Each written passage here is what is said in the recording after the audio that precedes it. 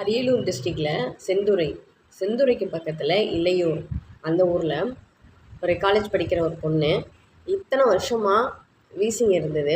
நிறைய ஹாஸ்பிட்டல்லாம் போனாங்க.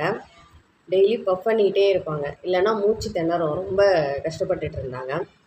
அவங்க இங்கே வந்து நான் சொன்ன மாதிரி அப்படியே ஃபாலோ பண்ணாங்க. 1 மந்த் ஆகுது. என்ன ரிசல்ட் எடுத்திருக்காங்க அப்படிங்கிறத அவங்க சொல்கிறத நீங்களே கேட்கலாம்.